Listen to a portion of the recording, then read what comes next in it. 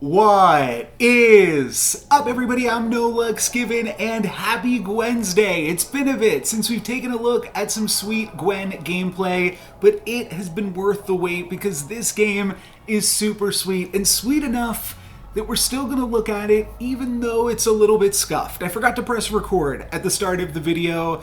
Maybe we could blame that on the new UI.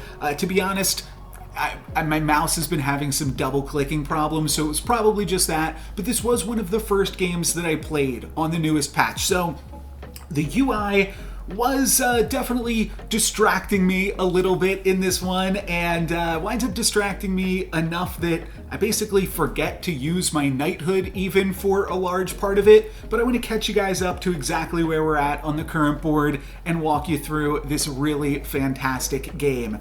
We've actually been losing a little bit. We're at 20 health, we haven't used our hero power at all, and we're in 8th place going into 3.2, but we just tripled a frog prince and used that to grab a needle nose daggers. And the reason that I grabbed that, despite losing a bunch of combats, was to help me slay with my polywoggle. And that was enough to allow polywoggle to slay and transform into Amy, which is part of the reason that I hang on to my knighthood.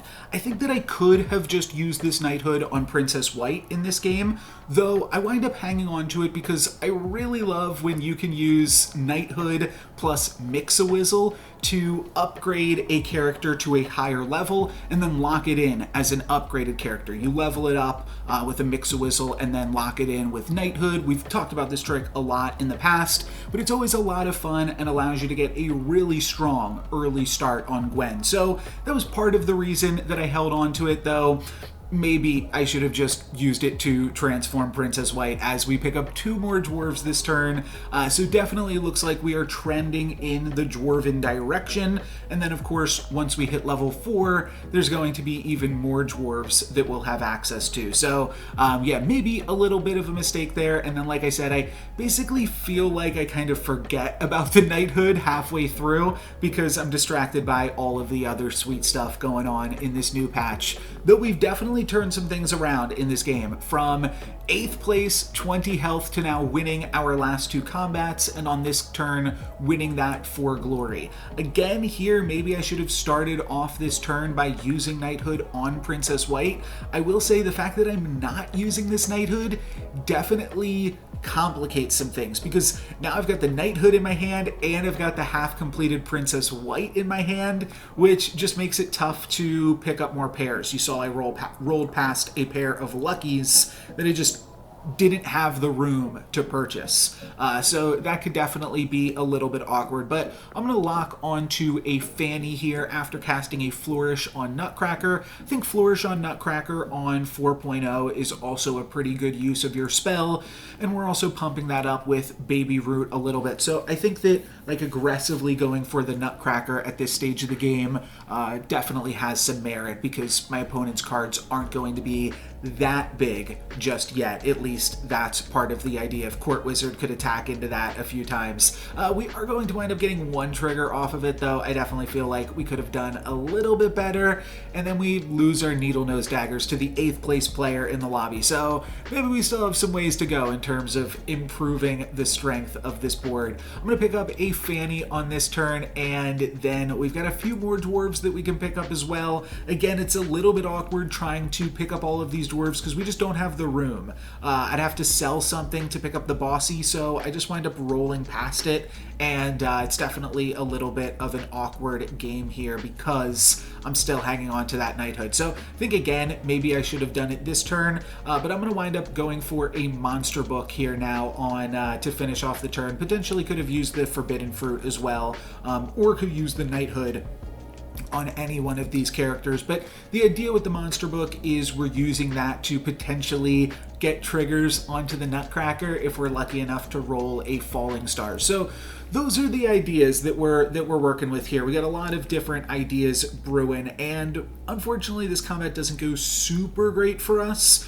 We do keep our Nutcracker alive for a little bit longer and get some nice triggers onto that, but we will wind up losing this combat, taking a little bit more damage, taking 5 more down to 10. So we definitely can't do this for too much longer. Now we're going to be playing up against the first place player in the lobby, so things are getting a little bit dicey for us, but I think that this turn we are definitely going to add some more power to the board. We only need one more dwarf to flip over Princess White, and we find two more dwarfs here. We find the Fanny triple and we find the Amy triple. So we're going to pick up Fanny first, because if we pick up the Amy, then we actually won't have two dwarves that we're able to support.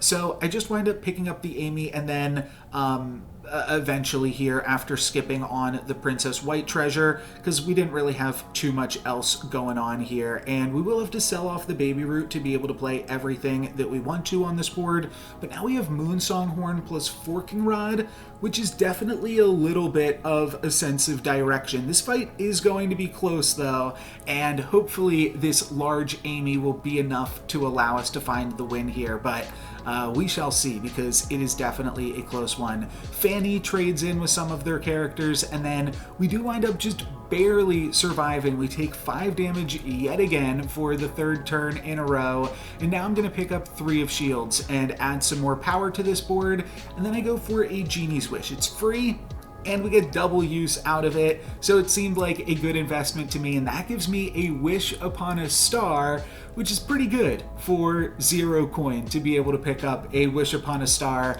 and potentially 2 XP from that. I don't want to count my chickens here, but I feel like we are pretty strong despite losing that last combat, 99% to lose it. I still feel like we've got a decent amount of power on the board. One thing here that I am potentially hung up, there's 2 things in the shop. One is we could pick up another dwarf, and the other thing is potentially that lightning dragon against Pup as well. Shout outs to that.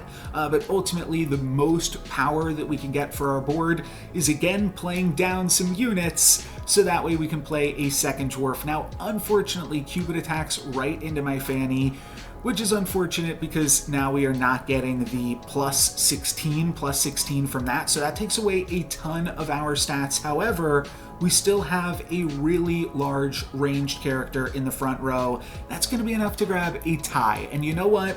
At 5 health, I'll take a tie. It is a little bit unfortunate. It was 94% chance to win that fight, so it does feel like a little bit of a bummer, but we weren't really that strong, so yeah, I feel like we're getting punished for just continuing to play these really weak boards here.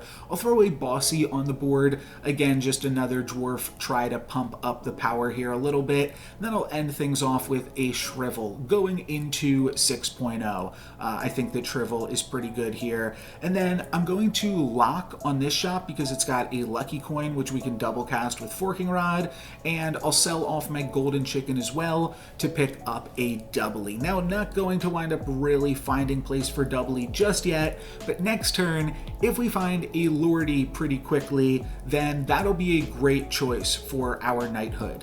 So definitely keeping my eyes out for that one, but hoping that these Tweedles are going to be enough to at least get us there.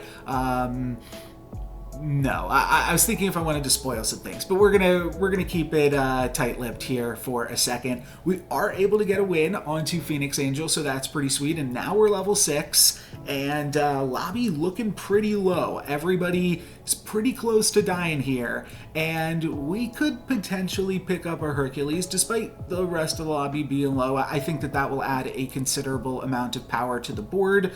Drink Me Potion actually gains us gold there, and then I go for a True Love's Kiss, and this gives me an upgraded Empress P. And we still haven't actually used our Knighthood. So despite looking like we were going to play dwarves, I think that this is actually a slightly better direction. We can use the Lady of the Lake to help protect our Hercules and also give some bonus stats on the board thanks to Empress P, but this is looking pretty good, all things considered here, despite being a little bit low on the health totals. I think that we have definitely turned some things around here. Hercules is going to survive thanks to Lady of the Lake, though it was shrunk down a little bit thanks to my opponent's Robin Hood, so it's not quite going to activate in 2 more hits. It'll still be a little bit short of that, but we've got 2 large range characters. My opponent's Jormungand is going to get the Slay, but we are going to have a big enough Lady of the Lake to be able to hold out in this combat. So, like I said, the Hercules is actually a little bit short of activating in 2, but with the Queen's Grace, we can actually put it up to 33, and then it will activate in 2. So that's a pretty good use of the spell. Oh, I'm sorry, it goes up to 40 because we double cast the Queen's Grace there. So that definitely seems strong to me. And then I'm going to pick up another Empress P, and I still haven't used my Knighthood. I would love to Knighthood this second Empress P, but the fact that I used the Queen's Grace means now that we can't. So that one is a little bit silly, and then I'm going to wind up picking up another Lady of the Lake here. This shop kind of has a bait in it. It's got River Wish Mermaid and Baba Yaga, though I don't really think that's the direction that we want to go in. I think we just want to go in the direction of full-on Empress P strat. So that's what we're going to go for. We are going to grab the Hercules activation this turn, so that's really cool. And then I think this Empress P is going to have enough stats to keep us alive here. Again, really large range units. My opponent with a pretty big Court Wizard, but I think my characters are just slightly bigger. That's going to allow us to survive and take the win there. So really nice one. And then we get a tier 6 treasure. And if we take a look, like I said, this game is almost over. If we take Ivory Owls, there's not going to be that much time for us to actually make use of it, even though it's potentially the best treasure for us. I do think that Mimic Chest plus Forking Rod can also be fun, and spells are more likely to be a little cheaper because we're also Mimic Chesting our Horn. However, at this stage of the game, I'm not super impressed with a Forking Rod, so I think that we can do a little bit better, and I wind up taking a Pandora's Box. And then from there, we find another Empress P. So I think I will finally go ahead and use my Knighthood on one of these Empress Ps this turn, just to throw a little bit more power on the board, and then we'll have a Pandora's Box for the turn following that, and hopefully we can do something even more powerful with that. So that is the idea that we got brewing here. My opponent's Lightning Dragon attacks into my Jormungand, which is just a vanilla creature. It's not really doing too much for us. It's just going to trade with my opponent's Jormungand. And the big thing is these P-empowered ranged units in the backline. Those are really good. And then our level 7 treasure is Black Prism. And while initially this might not seem like a great pickup, I definitely don't want to feed the Kraken. But one thing that I could do that would be really, really sweet with the Black Prism is Evil Twin. Sorry, I thought I was going to roll an Evil Twin there. Is Evil Twin. I can now use Evil Twin and grab an additional copy of everything on my board for just 7 gold. That's going to give me 3 more Empress Ps, 2 more Lady of the Lakes, 2 more Tweedles, and another Hercules, which is going to give me 3 more treasures. I get to replace every single one of my treasures this turn. We're going to pick up Gloves of Thieving as our level 4. I will take that Ivory Owl as my level 6, and then Horn of Olympus. Couldn't have asked for a better level 5 treasure with 4 Empress Ps. So really, really good stuff there. Just need to find one more support character to fill out this board, but this is looking pretty good here, all things considered, and both of these Lady of the Lakes get to support all 4 of my Empress Ps, so these are now bigger than ever, and we'll definitely be able to win this fight up against the Ghost, and then hopefully we can take out our finals opponent here, the sad Dracula. Maybe should have played the Hercules up against the Ghost, probably not a huge deal anyways, but the Hercules obviously not going to get pumped up by these princesses, so not really a huge thing to consider. There is another Empress P, there's also another Knighthood. Both of these are pretty tempting things, but I think I just want one more support character. So that's what I wind up rolling for here. I find a Boomhilda, which is now going to give plus 20 or 30 attack to each of these Empress Ps, which will give a whole bunch more stats to each of my ranged characters. Pretty sweet stuff. to finish out the board here, and now we just gotta take down this sad Drac in the finals. But this is all looking really good. I'm just going to go for a few more stats, thinking that this is probably the final turn. I throw a Queen's Blessing onto one of my upgraded Empress Ps, and I think that's going to be good. We deny the Slay off the Feasting Dragon. My opponent's Friendly Spirit still quite large, but our ranged characters are just way too big. We're going to be able to eat that Court Wizard easily and hit my opponent for 11 down to 10. So just have to do that one more time, and we will be winning this one. We do see another Empress P here, and I do wind up picking up this one, now thinking that maybe one of the best ways to use our gold, now that we have that Boomhilda, is grabbing another tier 6 treasure, grabbing another Empress P. So that's the idea. That is what I'm going for. And just for the final turn, I figure why not throw a Mix-a-Wizzle onto Hercules? That gives me an upgraded Echo Wood,